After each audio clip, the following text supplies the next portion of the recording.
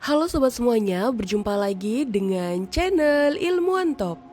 Dalam sejarah panjang peradaban manusia, mitologi telah memainkan peran penting dalam membentuk budaya dan kepercayaan masyarakat. Banyak tempat yang diceritakan dalam mitos dan legenda seringkali dianggap sebagai hasil dari imajinasi kaya dan penuh warna.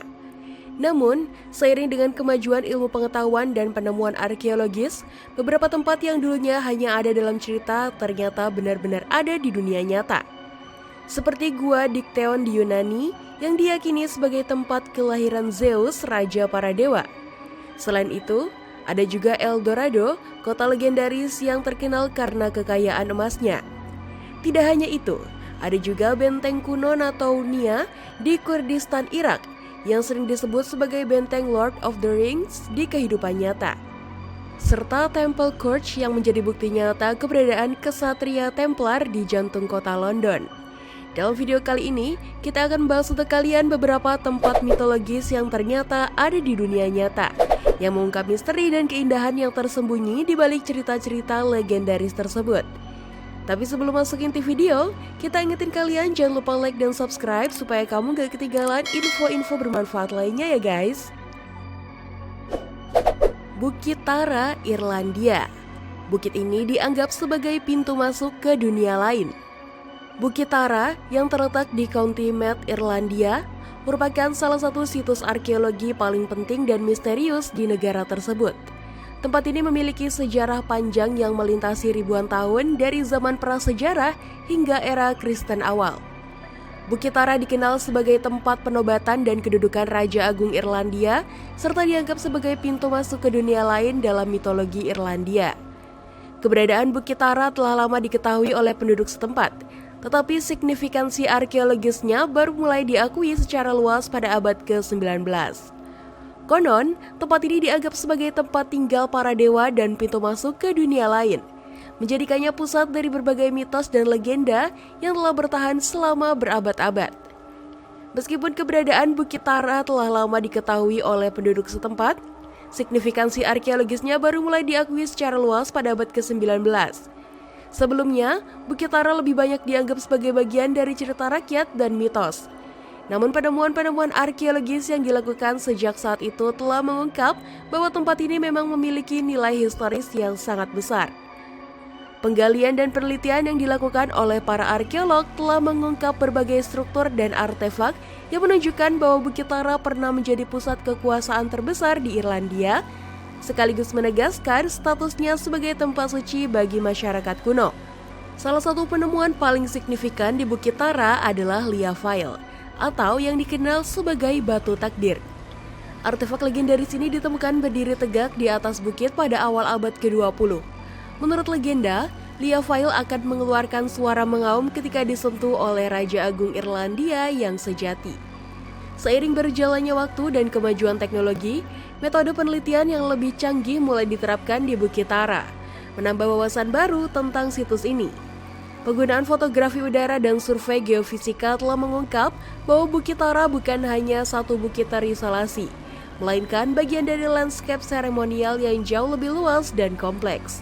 Penemuan-penemuan ini menunjukkan bahwa Bukit Tara memiliki hubungan yang rumit dengan situs-situs kuno lainnya, membentuk jaringan lokasi sakral dan politis yang saling terhubung di kawasan Irlandia. Temple Court, bukti nyata keberadaan kesatria Templar di jantung kota London. Penemuan gereja bersejarah di pusat kota London telah menjadi salah satu penemuan arkeologis paling signifikan yang mengungkap rahasia penting dari sejarah Inggris abad pertengahan. Gereja ini yang dikenal sebagai Temple Court dibangun pada abad ke-12 dan terletak strategis di antara Fleet Street dan Sungai Thames. Penemuan ini menghapus keraguan tentang keberadaan kesatria Templar di Inggris yang sebelumnya hanya dianggap sebagai mitos atau legenda. Temple Court dibangun oleh kesatria Templar, sebuah ordo militer yang didirikan untuk melindungi para peziarah dalam perjalanan mereka dari Yerusalem. Gereja ini dikonsekrasi pada 10 Februari 1185 oleh Patriark Heraklius dari Yerusalem. Dengan arsitektur yang unik, terutama nausnya yang terbentuk bulat, Temple Court mencerminkan hubungan erat dengan gereja makam suci di Yerusalem. Bentuk bulat ini adalah desain umum untuk gereja-gereja Ksatria Templar dan memberikan ruang yang luminous dan akustik yang luar biasa untuk nyanyian. Penemuan ini menghilangkan keraguan tentang keberadaan Ksatria Templar di Inggris yang sebelumnya sering dianggap sebagai mitos atau legenda. Efigi batu berbaring memberikan wawasan tentang pakaian dan persenjataan mereka. Status gereja ini sebagai royal peculiar menandakan bahwa gereja ini berada di bawah yurisdiksi langsung monarki Inggris, bukan otoritas gerejawi biasa. Hal ini menunjukkan adanya hubungan dekat antara Ksatria Templar dan keluarga kerajaan Inggris pada masa itu. Penemuan Temple Church telah mengubah pandangan sejarah tentang peran Ksatria Templar di Inggris. Bukti arkeologis dan dokumen-dokumen yang ditemukan di dalam gereja menunjukkan bahwa Ksatria Templar tidak hanya hadir, tetapi juga memainkan peran kunci sebagai penasihat raja, bankir kerajaan, dan mediator dalam konflik politik. Gereja ini juga berfungsi sebagai markas utama Raja John selama masa pemerintahannya yang penuh gejolak, termasuk selama negosiasi yang mengarah pada penandatanganan Magna Carta. Peran mereka sebagai bankir proto-internasional sangat penting dalam memfasilitasi transaksi keuangan kompleks bagi kerajaan Inggris. Proses penelitian Temple Church melibatkan berbagai disiplin ilmu dan teknologi modern, seperti teknik pencitraan canggih dan analisis kimiawi. Kolaborasi interdisipliner ini tidak hanya mengungkap sejarah fisik gereja, tetapi juga memberikan wawasan mendalam tentang kehidupan sehari-hari dan praktik administratif Ksatria Templar. Penemuan ini juga meningkatkan minat publik terhadap sejarah Ksatria Templar, terutama setelah kemunculannya dalam novel The Da Vinci Code karya Dan Brown. Temple Church kini menjadi tujuan wisata populer dan terus berfungsi sebagai tempat ibadah aktif, menghubungkan masa lalu dengan masa kini dalam cara yang unik dan bermakna. Benteng kuno Natonia di Kurdistan, Irak. Benteng Lord of the Rings di kehidupan nyata. Sebuah penemuan arkeologi yang menggemparkan telah terjadi di lembah pegunungan Kurdistan, Irak. Para arkeolog berhasil menemukan sisa-sisa benteng kuno yang diduga merupakan bagian dari kota kerajaan Natonia yang telah lama hilang.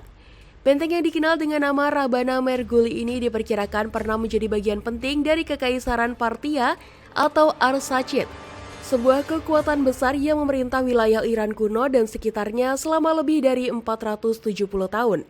Dari 247 sebelum Masehi hingga 224 Masehi. Penemuan ini memberikan wawasan baru tentang sejarah kuno Timur Tengah dan menambah pemahaman kita tentang peradaban yang pernah berkuasa di wilayah tersebut. Dr. Michael Brown, seorang peneliti dari Institut Prasejarah, Protosejarah, dan Arkeologi Timur dekat Universitas Heidelberg, Jerman, memimpin tim internasional yang melakukan penggalian di situs ini selama beberapa tahun. Dengan bantuan teknologi fotografi drone dan serangkaian penggalian yang dilakukan antara tahun 2009 hingga 2022, tim arkeolog berhasil mengungkap keberadaan benteng batu Rabana Merguli yang membentang sepanjang hampir 4 km. Dua pemukiman yang lebih kecil, relief batu berukir, dan kompleks keagamaan yang mungkin terkait dengan pemujaan Dewi Air Persia kuno Anahita. Benteng Rabana Merguli terletak di lereng barat daya Gunung Piramagrun di Pegunungan Zagros, sebuah lokasi strategis yang memungkinkan pengawasan dan kontrol atas wilayah sekitarnya.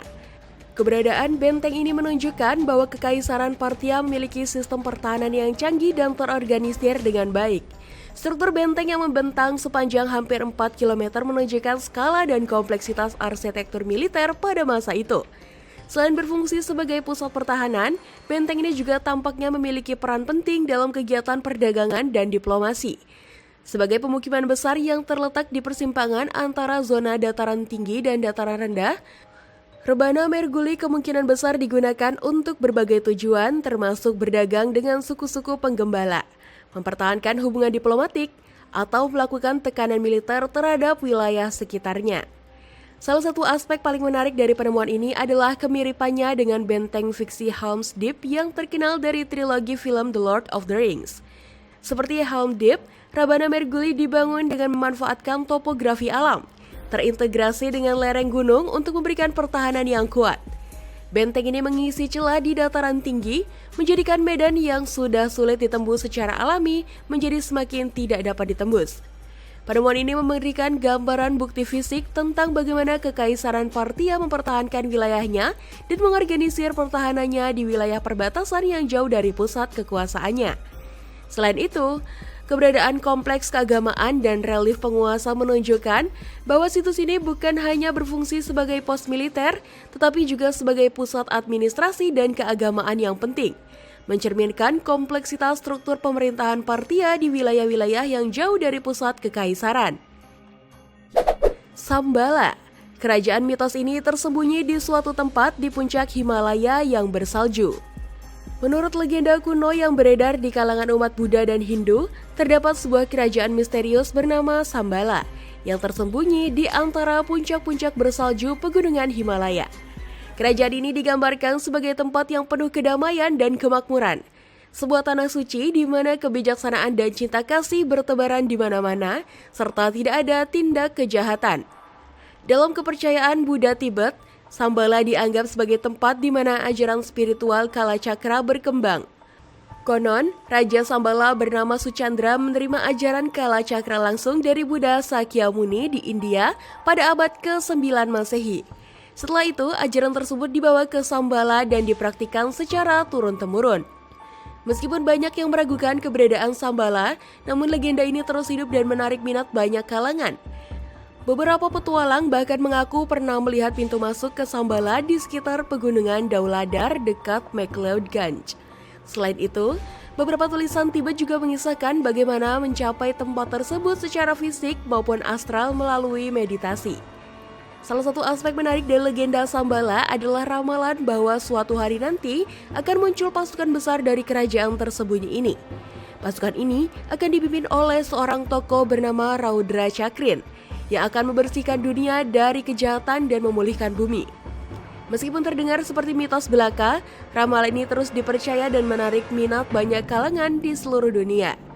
Hingga saat ini pencarian akan keberadaan Shambhala masih terus berlanjut. Bagi sebagian orang, legenda ini bukan hanya sekedar dongeng, namun bagi yang lain, Shambhala merupakan simbol harapan akan kedamaian dan kemakmuran di masa depan. Delphi Yunani, rumah bagi peramal Delphi yang dimintai nasihat oleh orang-orang penting dari seluruh dunia. Di lereng Gunung Parnassus, tersembunyi sebuah situs arkeologi yang dulunya dianggap sebagai mitos oleh banyak orang. Delphi, kota kuno yang dikenal sebagai pusat dunia dalam mitologi Yunani, memiliki sejarah yang kaya dan penuh misteri. Menurut legenda, Zeus melepaskan dua elang dari ujung timur dan barat dunia dan mereka bertemu di Delphi, menandai tempat tersebut sebagai pusat bumi yang disebut Omphalos atau pusat dunia.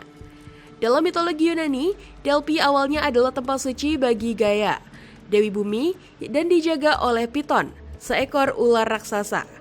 Apollo, dewa matahari dan ramalan, kemudian membunuh Piton dan mendirikan orakelnya sendiri di sana. Peramal Delphi yang dikenal sebagai Pythia menjadi terkenal karena ramalannya yang dianggap berasal langsung dari Apollo. Kisah-kisah ini membuat Delphi menjadi tempat yang penuh dengan aura mistis dan keajaiban. Selama berabad-abad, banyak yang menganggap kisah tentang Delphi sebagai bagian dari mitos Yunani yang tidak memiliki dasar nyata. Namun pada akhir abad ke-19, para arkeolog mulai menggali situs ini dan menemukan bukti nyata tentang keberadaan kota kuno tersebut. Penggalian yang dimulai pada tahun 1892 oleh Sekolah Arkeologi Prancis di Athena mengungkapkan keruntuhan kuil Apollo, teater kuno, stadion, dan berbagai harta karun lainnya yang membuktikan bahwa Delphi benar-benar ada. Penemuan ini mengubah pandangan dunia tentang Delphi. Tidak lagi dianggap sekedar sebagai mitos, Delphi kini diakui sebagai salah satu situs arkeologi paling penting di Yunani. Reruntuhan yang ditemukan mencakup berbagai bangunan dan artefak yang menunjukkan betapa pentingnya Delphi dalam kehidupan politik, budaya, dan agama Yunani kuno. Bahkan, patung Antinous, kekasih Kaisar Hadrian, ditemukan di situs ini pada tahun 1894, menandakan betapa pentingnya Delphi di bangsa lalu. Delphi juga dikenal sebagai tempat diadakannya Pythian Games, sebuah acara olahraga dan budaya yang diadakan setiap 4 tahun sekali untuk menghormati Apollo. Acara ini menarik peserta dari seluruh Yunani dan sekitarnya, menunjukkan betapa luasnya pengaruh Delphi. Selain itu, orakel Delphi sering dikonsultasikan oleh para pemimpin dan bangsawan untuk mendapatkan petunjuk dalam berbagai keputusan penting, mulai dari urusan pribadi hingga kebijakan negara. Kini, Delphi menjadi destinasi wisata populer yang menarik ribuan pengunjung setiap tahunnya. Situs ini tidak hanya menawarkan pemandangan indah dan reruntuhan kuno, tetapi juga memberikan wawasan tentang sejarah dan budaya Yunani kuno. Dari mitos menjadi kenyataan, Delphi telah membuktikan bahwa legenda-legenda kuno seringkali memiliki dasar yang nyata dan dapat ditemukan melalui penelitian dan penggalian arkeologi. Amuan-chan dipercaya sebagai rumah para dewa dalam mitologi Mesoamerika. Dalam mitologi Mesoamerika, Tamuanchan digambarkan sebagai tempat asal-muasal peradaban dan surga di bumi. Konon, disinilah para dewa menciptakan manusia dari darah dan tulang yang dicuri dari dunia bawah Mictlan. Tamuanchan dilukiskan sebagai taman surgawi yang subur dan berlimpah, tempat tinggal para dewa sebelum mereka menyebar ke seluruh penjuru Mesoamerika. Selama berabad-abad, keberadaan Tamuanchan dianggap sebagai mitos belaka. Namun, bukti-bukti arkeologis terbaru mengungkapkan bahwa Tamuanchan mungkin benar-benar ada dan merupakan pusat peradaban megalitik yang telah lama terlupakan. Menurut tradisi lisan suku-suku Nahuatl, Tamuanchan terletak di Provinsi Kauan Nahuatl, dekat kota Cuernavaca modern. Pada 1911, Uskup Cuernavaca Francisco Plancard mengajukan teori bahwa Tamuanchan adalah reruntuhan kuno di bagian selatan negara bagian Morelos. Beberapa tahun sebelumnya, arkeolog amatir Guillermo Bonfil Batalla menemukan reruntuhan megalitik yang luar biasa di Chimalacaltlan. Dinding-dinding batu raksasa yang tersusun rapi mengingatkan pada peradaban megalitik di Peru dan Italia. Reruntuhan serupa juga ditemukan di Huaxtla dan setidaknya 41 situs lain di sekitar Tlahueltenango, membentuk rantai kota-kota kuno yang hampir kontinu. Gaya arsitektur megalitik di wilayah ini menunjukkan keberadaan peradaban yang mungkin lebih tua dari Olmec dan menjadi cikal bakal peradaban-peradaban Mesoamerika lainnya. Dengan demikian, Tamuanchan yang semula dianggap mitos belaka ternyata memiliki akar sejarah yang nyata sebagai pusat peradaban megalitik kuno di Meksiko Tengah. Meskipun masih banyak misteri yang menyelubungi reruntuhan ini, penemuan ini membuka jendela baru untuk memahami asal-usul peradaban Mesoamerika yang telah lama terlupakan. Tamuanchan yang semula hanya dianggap sebagai mitos ternyata memiliki jejak arkeologis yang menunjukkan keberadaannya di masa lalu sebagai pusat peradaban megalitik yang agung. Gunung Hekla, Islandia. Orang Islandia percaya bahwa gunung tersebut adalah gerbang sebenarnya ke neraka. Gunung Hekla, salah satu gunung berapi paling aktif di Islandia, telah lama menjadi subjek mitos dan legenda yang menakutkan. Terletak di bagian selatan negara pulau tersebut, Hekla memiliki ketinggian 1.491 meter di atas permukaan laut dan telah meletus lebih dari 20 kali sejak tahun 874.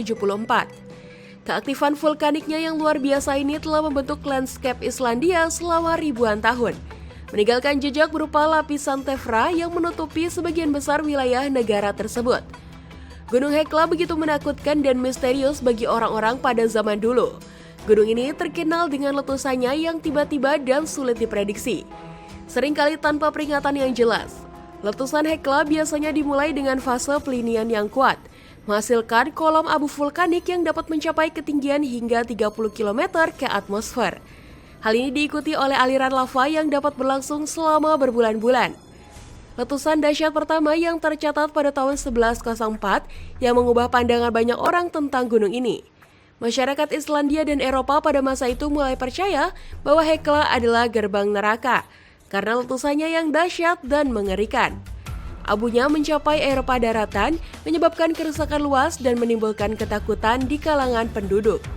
Orang-orang Eropa yang saat itu masih sangat dipengaruhi oleh kepercayaan religius mulai menganggap Hekla sebagai pintu masuk ke alam baka.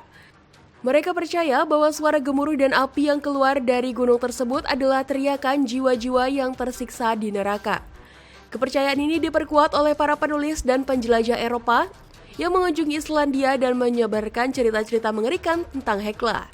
Salah satu contohnya adalah Benediktin Inggris, Herbert of Clairvaux, yang pada abad ke-12 menulis bahwa jiwa-jiwa orang yang terkutuk ditarik ke dalam Hekla untuk dihukum.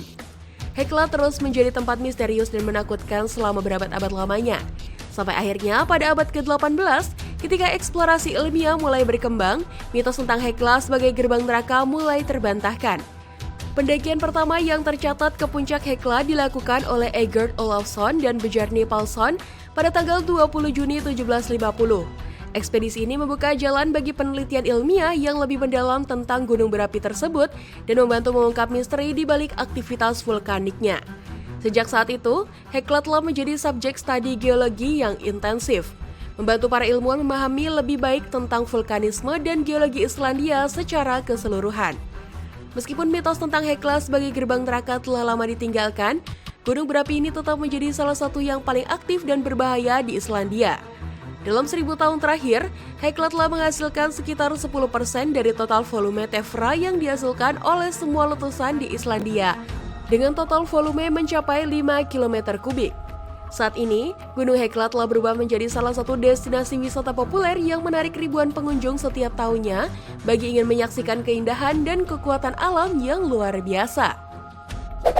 Tempat kelahiran Raja Arthur, situs kuno Tintagel di Inggris. Raja Arthur, sosok legendaris yang telah lama menghiasi kisah-kisah mitologi Inggris, kembali menjadi pusat perhatian setelah penemuan arkeologis terbaru di situs kuno Tintagel.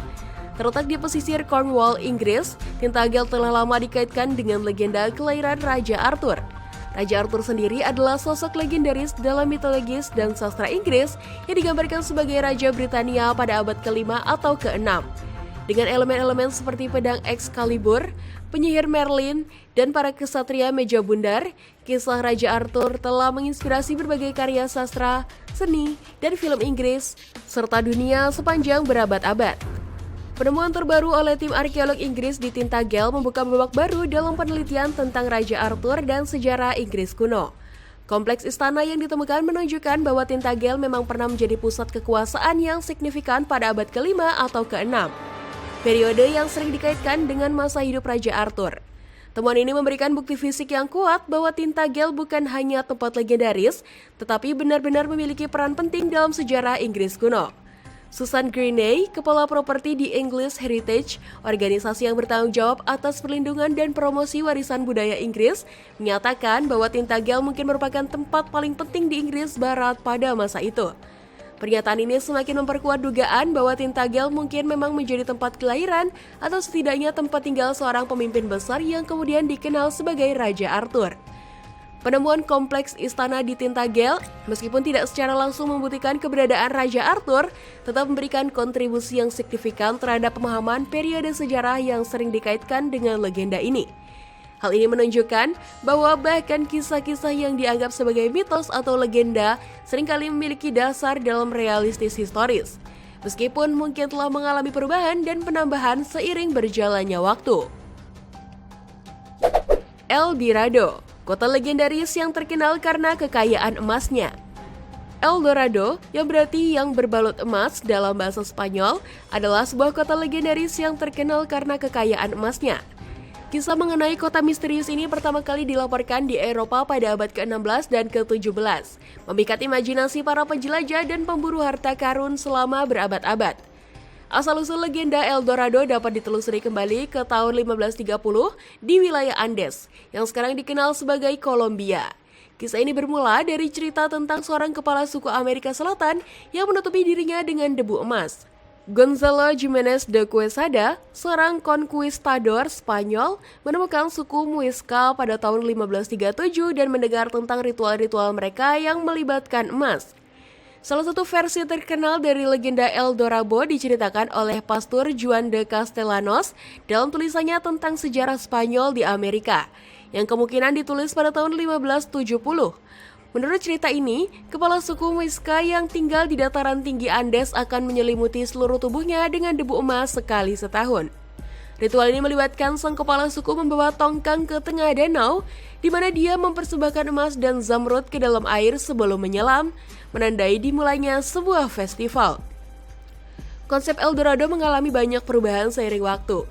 Awalnya dianggap sebagai seorang pria, kemudian berkembang menjadi sebuah tempat atau negara, kerajaan, atau kota yang kaya akan emas dan batu permata. Legenda ini menarik minat banyak penjelajah Eropa yang menghabiskan waktu bertahun-tahun untuk mencarinya, meskipun tidak pernah berhasil ditemukan. Beberapa ekspedisi terkenal dalam pencarian El Dorado termasuk yang dilakukan oleh Francisco de Orellana dan Gonzalo Pizarro pada tahun 1541, Philip van Houten 1541 sampai 1545, dan Gonzalo Jimenez de Quesada pada tahun 1549.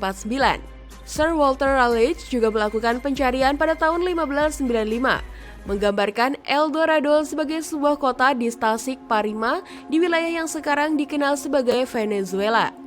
Meskipun El Dorado tidak pernah ditemukan secara fisik, legenda ini tetap hidup dan menambah misteri dalam sejarah Kolombia yang kaya. Pengaruhnya dapat dilihat dalam budaya populer, di mana nama El Dorado sering dikaitkan dengan tempat kemewahan dan kelimpahan. Dalam konteks modern, El Dorado telah menjadi metafora untuk sesuatu yang sangat diinginkan tetapi sulit dicapai.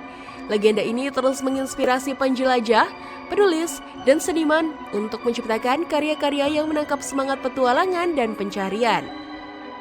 Gua Dikton Yunani sebagai tempat kelahiran Zeus, raja para dewa. Gua Dikton yang dikenal di Pesiro Lasiti, Pulau Kreta, Yunani adalah salah satu situs paling penting dalam mitologi Yunani. Gua ini diyakini sebagai tempat kelahiran Zeus, raja para dewa. Menurut legenda, ibu Zeus, Rhea, melarikan diri ke gua ini untuk menyelamatkan anaknya dari ayahnya, Kronos, yang telah menelan semua anak-anaknya sebelumnya karena takut akan ramalan bahwa salah satu dari mereka akan menggulingkannya. Di dalam gua yang tersembunyi ini, Zeus tumbuh dan berkembang hingga akhirnya menjadi penguasa para dewa di Gunung Olympus. Keberadaan gua ini yang dulunya dianggap mitos, kini telah terbukti ada di dunia nyata dan menjadi salah satu situs ziarah yang populer bagi orang Yunani kuno. Penemuan Gua Dikton pertama kali dilakukan oleh para arkeolog Inggris pada abad ke-19. Mereka menggali dan meliti gua ini dan menemukan berbagai artefak kuno yang menguatkan legenda tentang Zeus. Artefak-artefak tersebut termasuk patung-patung kecil, meja persembahan, perhiasan tembikar, dan bahkan sebuah danau kecil di dalam gua yang diyakini sebagai tempat pemandian Zeus saat masih bayi. Penemuan ini tidak hanya memberikan bukti fisik tentang legenda Zeus, tetapi juga memberikan wawasan yang lebih dalam tentang kehidupan dan kepercayaan masyarakat Minoa kuno yang pernah mendiami Pulau Kreta. Gua Dikton memiliki karakteristik yang unik dan menarik, terletak di ketinggian sekitar 1025 meter di atas permukaan laut. Gua ini dikelilingi oleh daerah yang subur dan menawarkan pemandangan alam yang indah. Untuk mencapai mulut gua, pengunjung dapat menyewa keledai yang disediakan oleh penduduk setempat. Begitu tiba di gua, pengunjung akan merasakan suhu yang dingin.